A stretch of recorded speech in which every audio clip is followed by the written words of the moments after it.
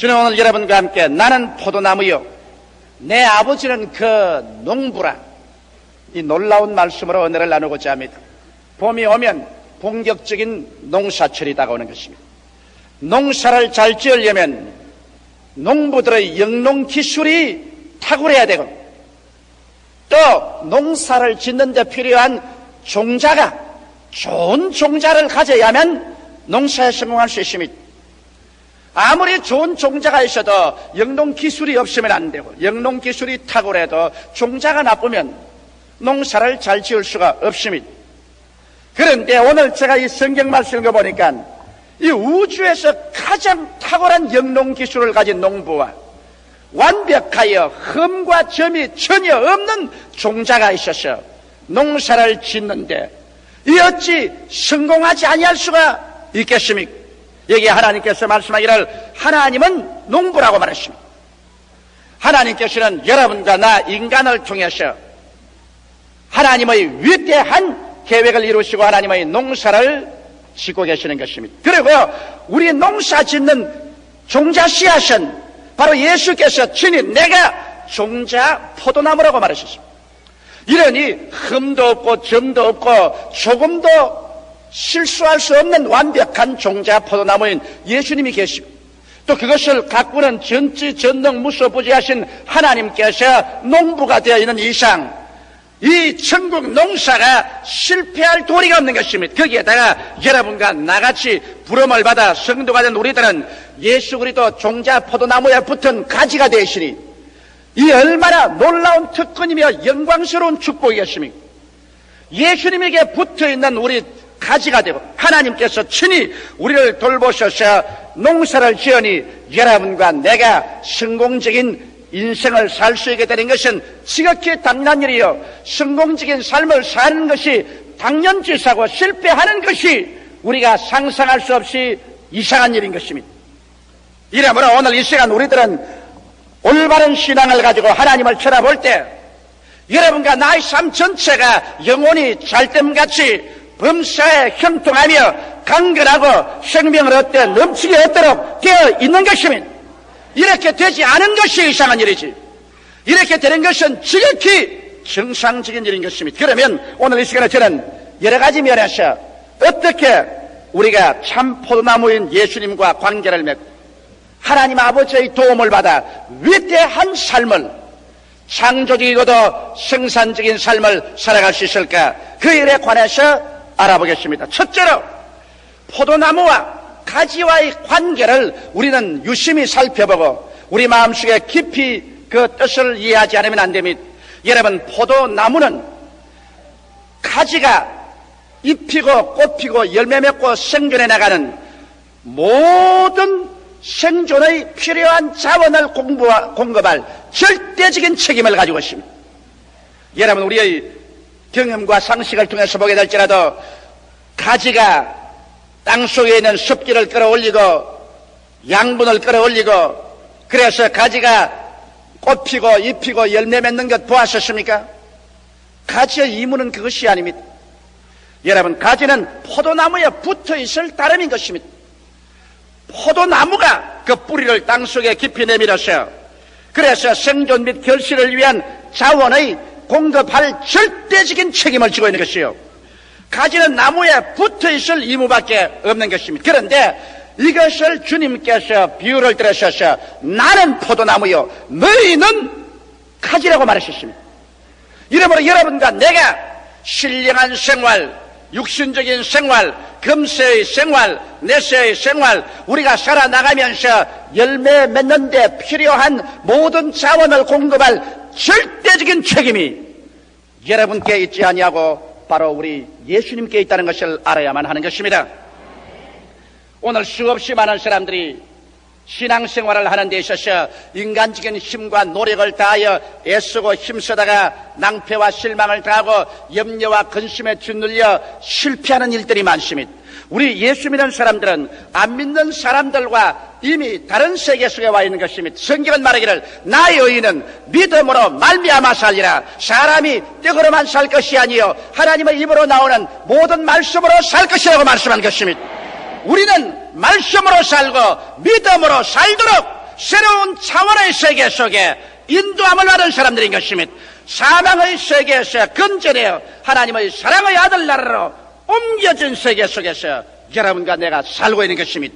이러므로 우리의 삶의 근원이 우리는 달라진 것입니다. 그러면 예수님과 우리의 관계에 있어서 좀 더 깊이 규명해 봐야 될 것인 것입니다. 자원의 절대 공급자인 우리 예수님을 한번 바라보십시오. 예수님은 죄사함의 근원적인 자원이 되십니다. 여러분과 내가 태어날 때부터 가지고 있는 원죄로부터 시작해서 우리가 살아오면서 수없이 지은 이 자범죄를 용서받을 수 있는 유일한 길이 예수께서 십자가에 못 박여 죽으셔서 피를 쏟으신 그 공로 때문에 죄 용서함을 받을 수 있는 것입니다. 우리의 윤리나 도덕적인 행위나 우리의 의로운 삶 그 자체가 여러분과 나의 죄악을 용서할 수 있는 아무런 근거도 없습니다.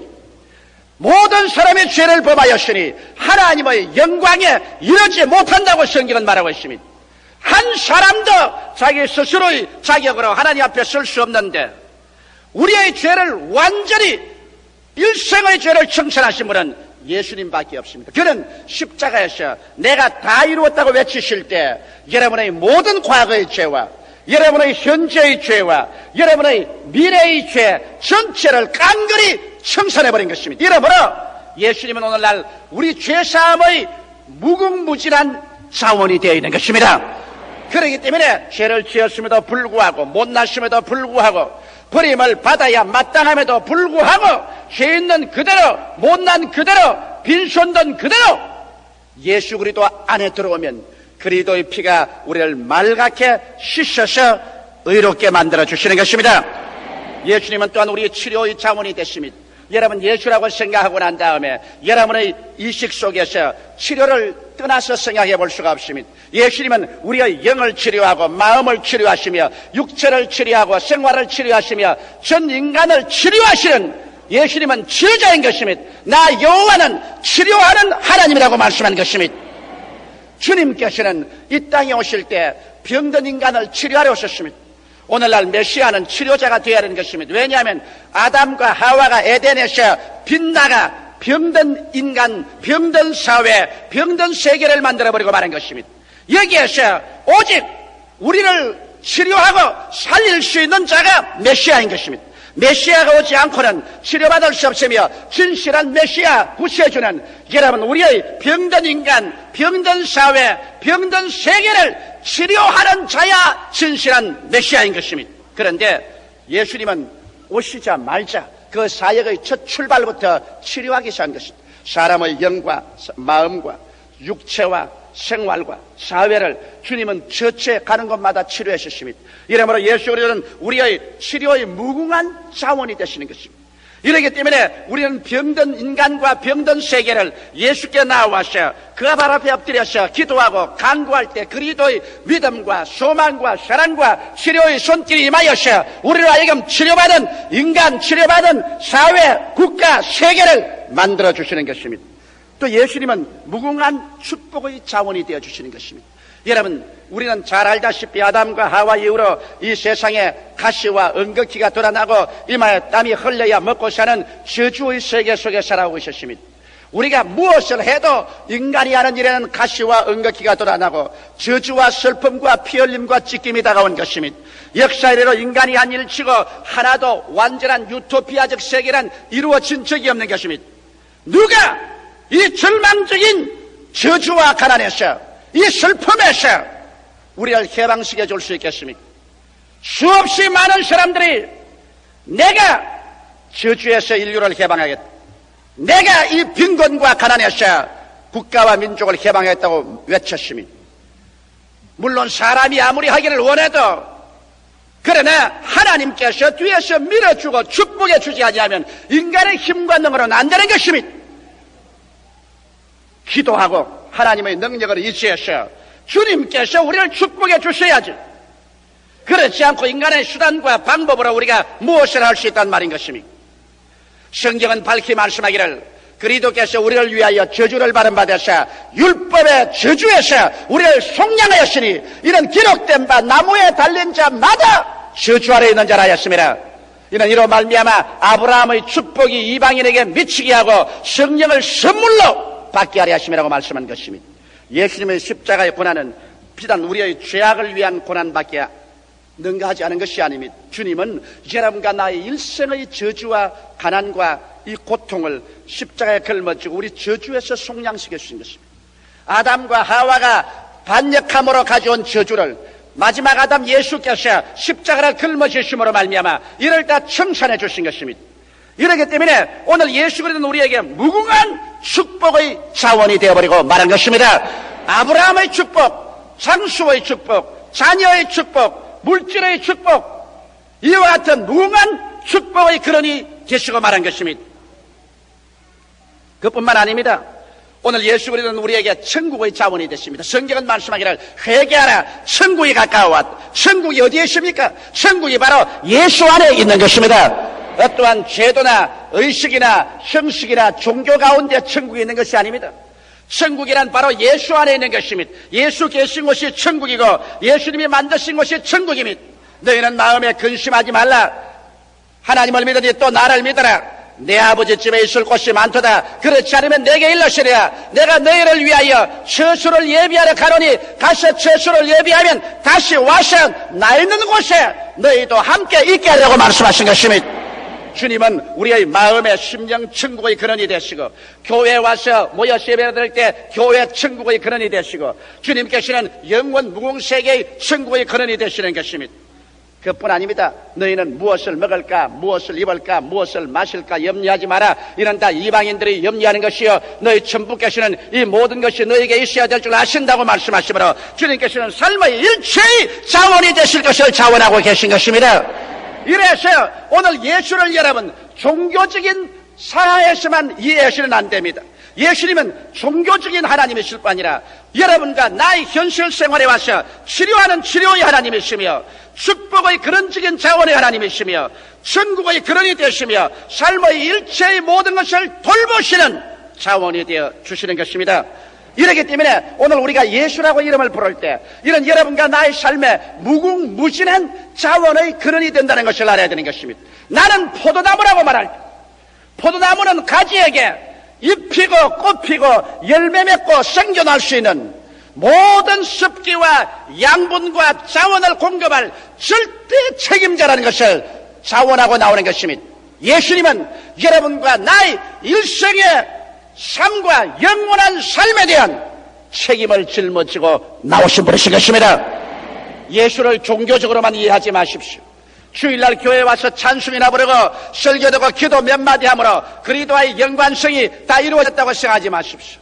우리는 예수 그리스도를 믿는 그 시간부터 사망에서 생명으로 옮겨서며 누구든지 그리스도 안에 있으면 새로운 피조물이라 이전 것은 지나가시니 보라 새 것이 되었도다. 하나님의 사람들, 하나님의 백성, 예수 사람들이 된 영광으로 이제는 우리가 먹으나 마시나 자나 깨나 사나 죽으나 예수로 말미암아 살게 되는 것입니다.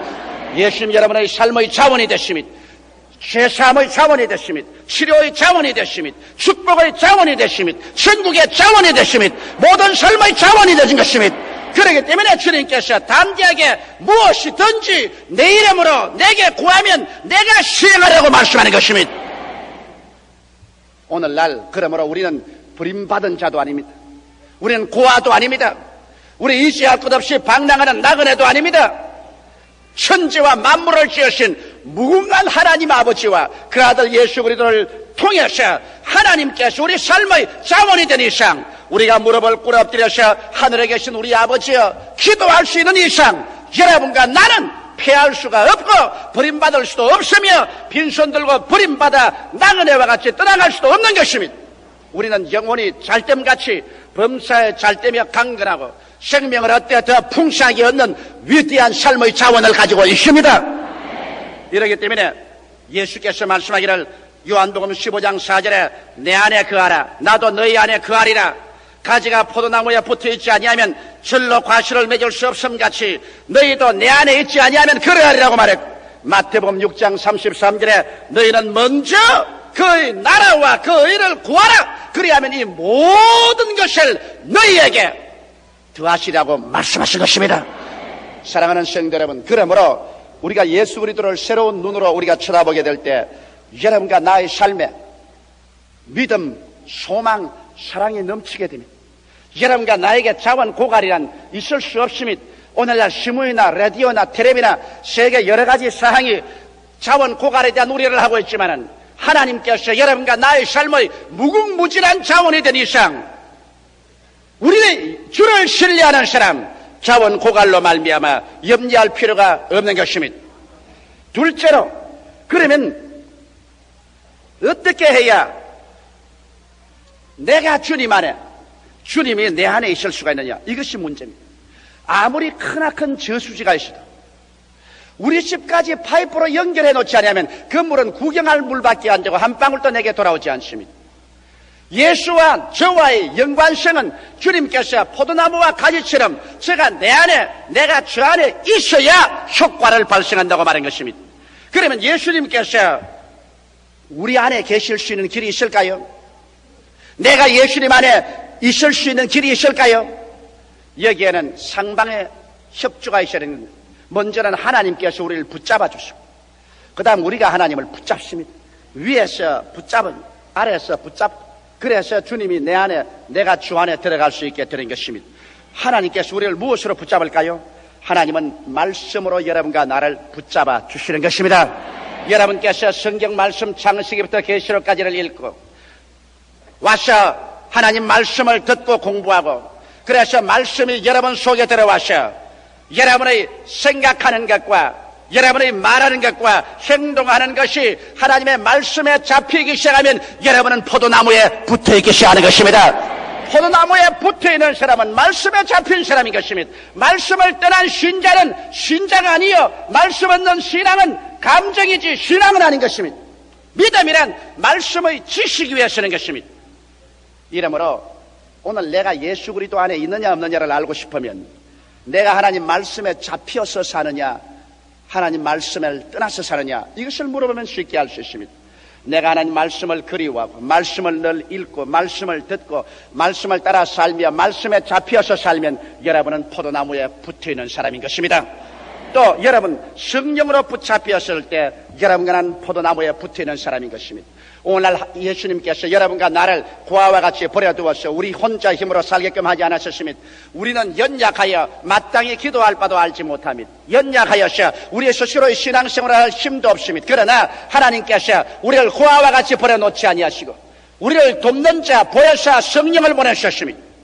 성령께서 오셔서 여러분과 나를 붙잡아 주시는 것입니다. 이러기 때문에 우리의 생활에 성령님을 인정하고 환영하고 모셔드리고 의지하고 성령으로 충만하면 말씀과 성령이 여러분과 나를 붙잡아 주시는 것입니다. 말씀에 잡힌 생활, 성령의 은혜에 잡힌 생활을 할 때 여러분과 나는 포도나무에 잡혀있는 삶을 사는 것입니다. 그리고 난 다음 우리 편에 살 일은 우리는 믿음으로 말미암아 주님을 붙잡아야 됩니다. 주님은 여러분 우리 눈에 안 보입니다. 그러므로 주의 말씀을 우리가 믿어야 됩니다. 눈에는 아무 증거 안 보이고 귀에는 아무 소리 안 들립니다. 손으로 느낄 수가 없어도 믿음으로 붙잡아야 되는 것입니다.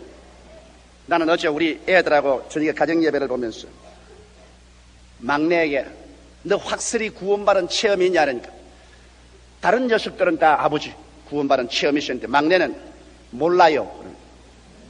야, 이 목사 아들이 이거 구원받은 체험이 없으면 큰일 났지 않느냐. 그 예수님께서 하나님 아들이신가 우리 위해서 죽었다가 부활하실 것을 믿느냐 하니까 안 믿어져요. 아버지가 늘 그렇게 말씀을 하시지만 아무리 생각해봐도 안 믿어져요. 뭐 증거가 있어야 믿죠.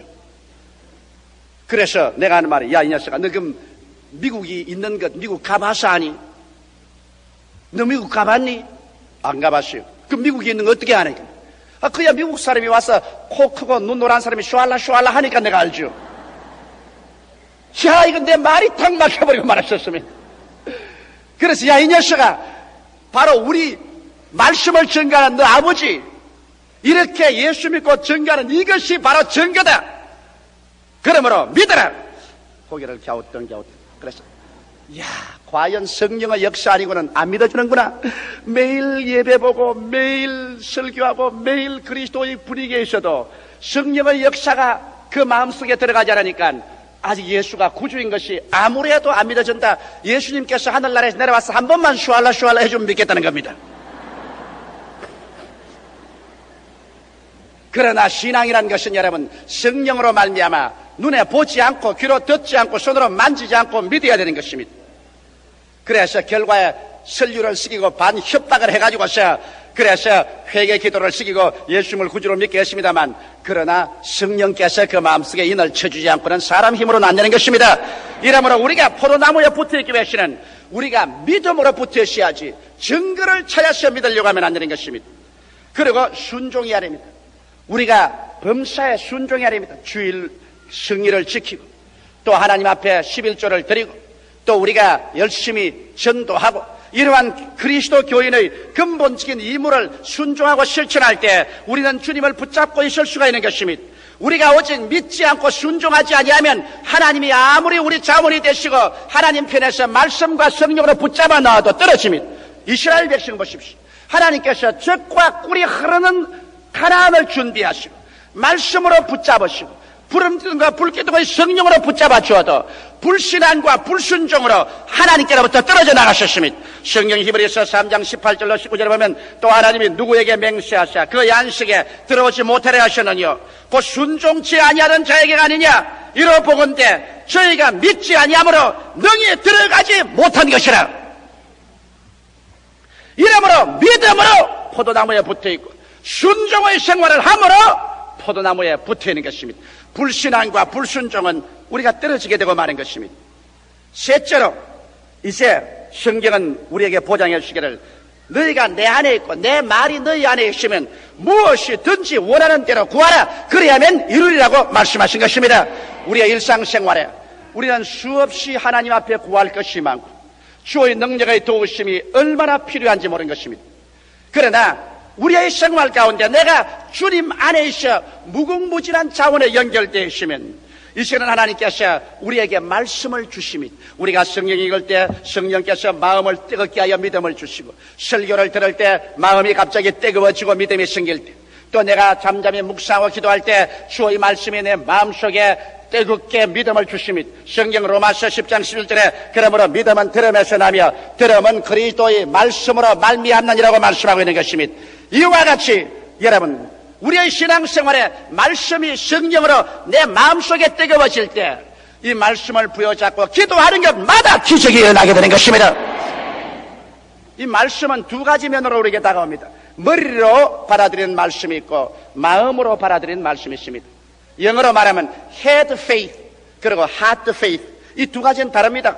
우리가 그냥 막연히 연구해서 성경을 창세기부터 요한계시록까지 머릿속에 받아들여서 머리로 수긍해서 믿는 머리로 믿는 지적인 신앙 이것은 우리에게 기적을 발생하는 믿음을 줄 수는 없습니다. 수없이 많은 학자들이 성경을 머리로서 연구해도 그 마음속에 조금도 믿지 않은 사람이 많습니다. 머리의 신앙은 여러분과 내가 공부하고 연구함으로 얻을 수 있지만 마음속에 뜨거워지는 신앙은 성령으로 역사하지 않고는 이루어지지 않습니다. 우리가 기도해야 하나님의 성령께서 머리의 신앙을 마음의 믿음으로 변화시켜 주는 것입니다. 그리고 마음의 믿음으로 변화될 때 이것이 여러분과 나에게 영혼이 잘됨같이 범사에 잘되며 강건하고 생명을 얻되 넘치게 하는 기적의 원인이 되어 주시는 것입니다. 이러므로 여러분과 나는 이제 매일같이 내가 예수 안에 있는 이상 우리는 말씀을 읽고 말씀을 묵상해야 되는 것입니다.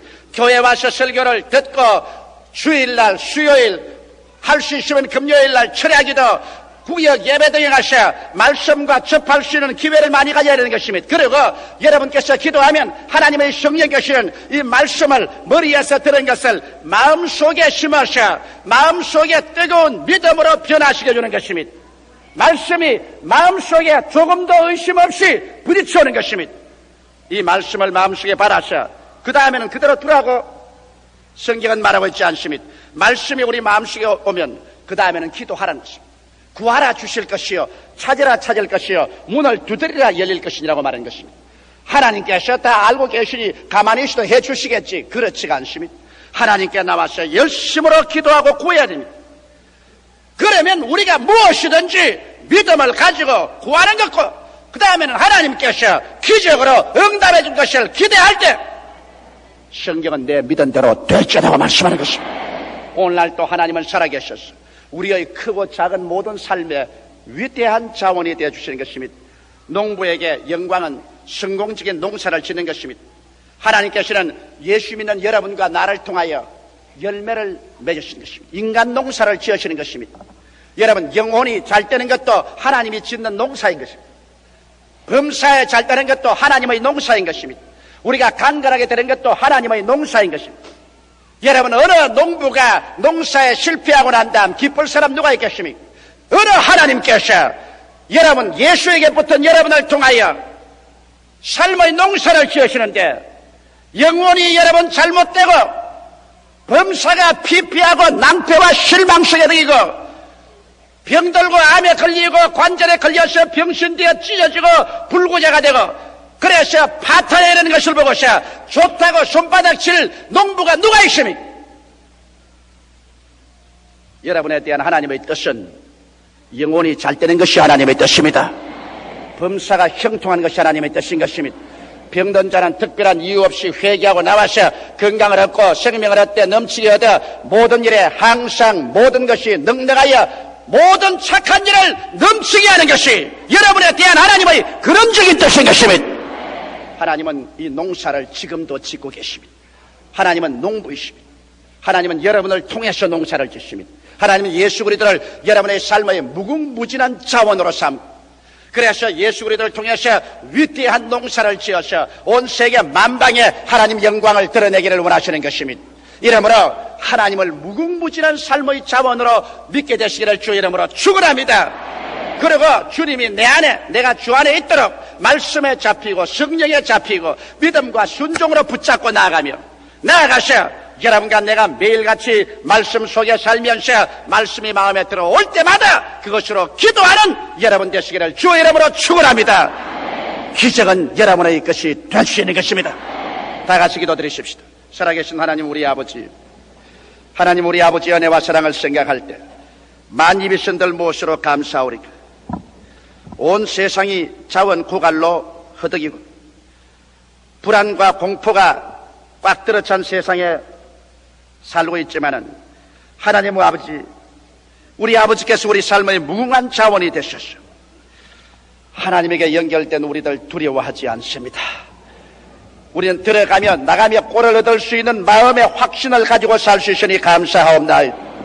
우리 아버지여 예수 이름으로 기도하오니 하늘문을 여시사 오늘 하늘의 신령한 복과 땅에 기름진 것으로 이 자리에 고개 숙인 주의 백성들에게 30배, 60배, 100배로 채워 주시옵소서. 그리스도 안에서 열매를 맺고 더 맺고 많이 맺어 하나님께 영광 돌리는 주의 백성 성도들이 되게 하여 주시옵소서. 낭패와 실망을 당하여 세상에서 버림받고 고아와 같이 방황하는 자 없게 되게 하여 주시옵소서. 예수님 이름 받들어 기도드리옵나이다. 아멘.